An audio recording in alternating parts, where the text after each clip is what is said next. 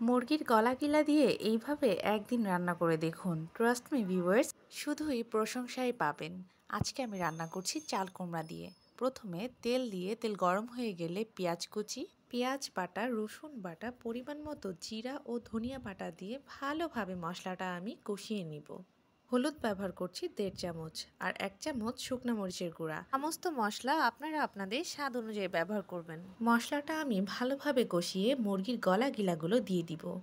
আপনারা চাইলে মুরগির মাংস দিয়েও এটা রান্না করতে পারেন। এখন কিছু গোটা গরম মশলার গুঁড়া আমি দিয়ে দিলাম।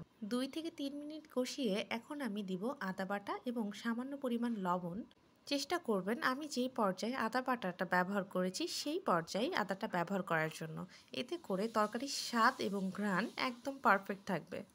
এখন আমি চাল কুমড়াটা ঢেলে দিচ্ছি আর চাল কুমড়া সেদ্ধ করার সময় যে পানিটা ছিল সেইটা সহ আমি ঢেলে দিলাম।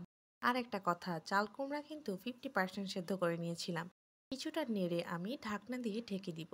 চাল কুমড়াটা সেদ্ধ করার কারণে আমার রান্না করতে কিন্তু বেশি সময় লাগেনি। আর এই রান্নার কালারটা দেখুন, দারুণ না? খেতেও ভীষণ মজা। আমি কিন্তু এটা আগে পছন্দ করতাম না। যেদিন আমার ফুপির বাসায় এটা প্রথম খেয়েছিলাম সেদিন আমি ফ্যান হয়ে গিয়েছি। খেতে কিন্তু মন্দ না, বাসায় ট্রাই করতে পারেন আর আমাকে অবশ্যই কমেন্ট করে জানাবেন।